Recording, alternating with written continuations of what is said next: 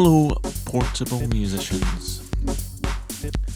If, like me, you move from storing your gear in a bag for life in the corner to the living room floor when people go to bed, and you need to carry it about rehearsal rooms or live sets, power supplies might be on your mind more than those that set up once and forget about it. I mean, talking about power supplies, let's be honest, talking about power supplies is not the coolest thing in the world. Nobody really nerds out about power supplies. Now, that's not to say that people don't nerd out about power supplies. I've read some fascinating and learned an awful lot about electrical engineering from some threads on Gear Sluts and Electronauts and Muff Wiggler. There's some really interesting stuff to do with power, if that's the sort of thing you think you might be interested in. But without all of this stuff over here, this cool stuff over here's lights don't come on and flash in a cool and interesting way to distract people from the fact that you've forgotten how to change the pattern on your drum machine, so they'll be listening to the same thing for the next 4 minutes. As long as things are flashing, all good. But carrying power supplies about and even just getting set up quickly when you've got a bunch of gear sitting in bags and boxes in the corner and you get a day or a weekend where you can get it all out and get it all set up, finding the right transformers, the right power supplies, it's pretty tedious. And for going to a gig, it's you don't really want to have to, if you've got a whole load of wall warts and line lump transformers you've got to find space for. If you're taking 2 or 3 bits of gear, that will start to mount up. So, I've never actually heard about these guys before until I was looking at eBay listings for Digitakt, and somebody said they were including a Ripcord. I thought, I have no idea what that is. Ripcord USB cable, what's that? Gave it a search and thought, oh, okay, so that's what that is. And I have a few. They just seem like really handy things for the live bag.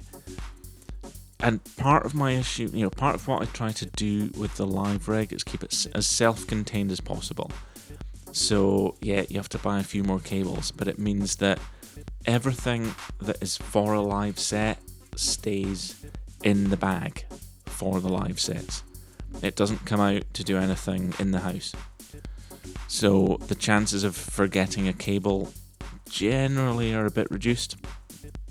But obviously we always double check before we go. So that was part of the thing for that.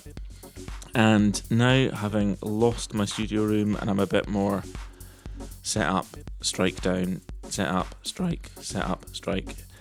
It's dealing with lots of long line lump transformers is a bit tedious, so taking the plunge and tried out a few of these. So 3 of these Ripcord adapters, and for those of you who don't know, it's USB.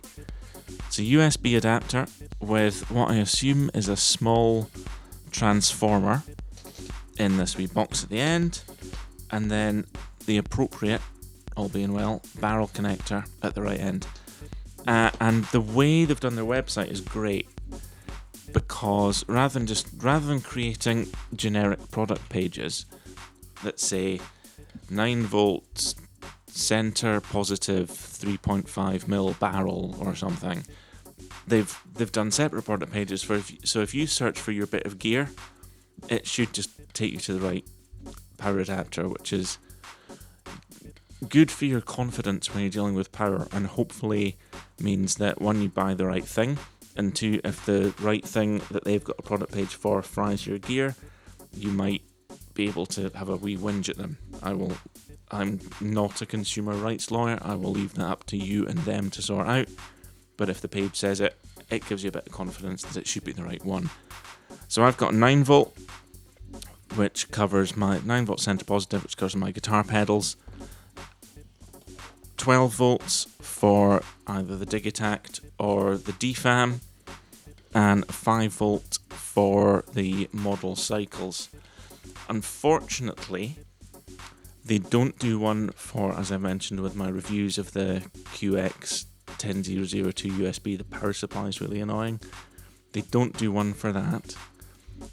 But, you know, you can't have everything. I've still minimized the number of transformers and power things, certainly in the amount of cubic inches I have to carry to a gig. I've paired that with this Hulker extension cord, 2-meter extension cord, with surge protection. It's not got an RF line filter or actual power smoothing. I will look into that later. I've got a rack unit for that, but you know, something smaller would be great. So if you've got any suggestions just for an inline power smoother, power filter, RF filter, please drop them in the comments and I will definitely take a look at it. But the plan with this was that let's get an extension cable, because having an extension cable when you're gigging anyways is good. Very handy when you don't know what is going to be available at the venue. Got 3 standard 3-pin outlets as well as 6 USBs. What I will say about the Ripcords is they're actually quite wide. So when it comes to plugging these in, while I've got 6 outlets,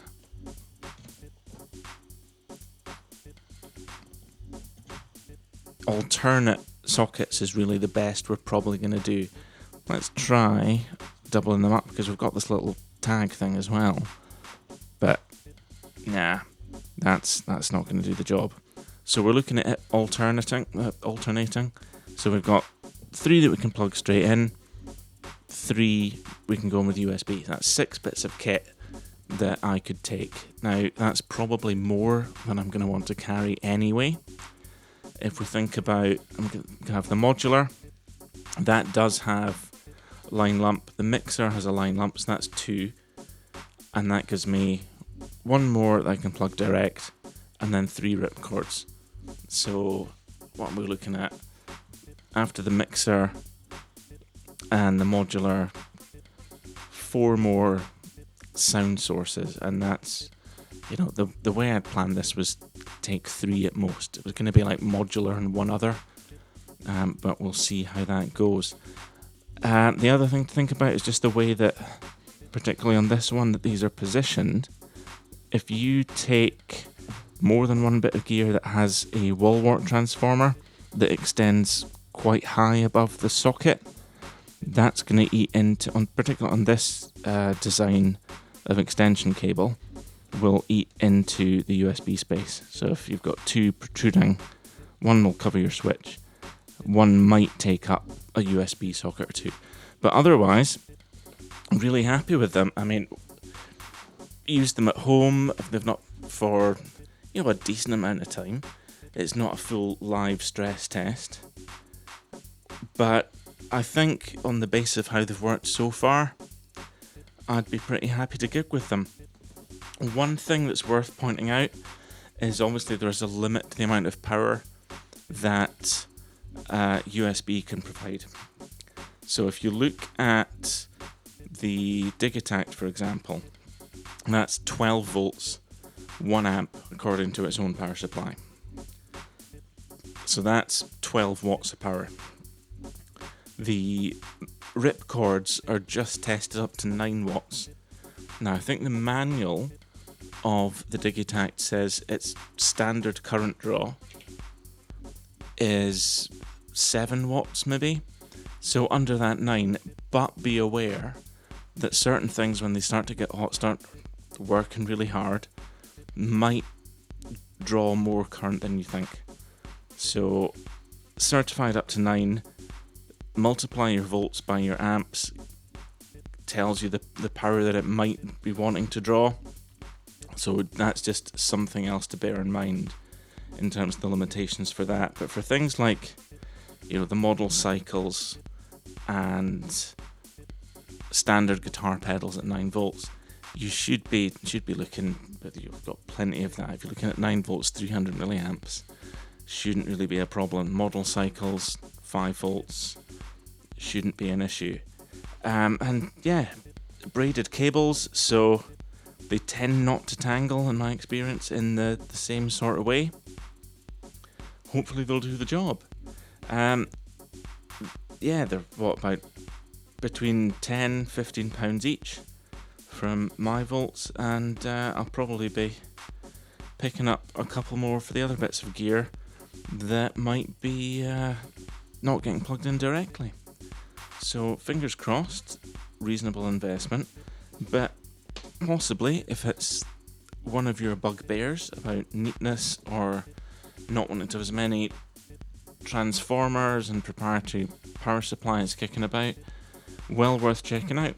Even if it's just something that you can get the power supply that came with it back in the box in the cupboard, so that when you come to sell it, you've got the original power supply and you just run it off this as standard.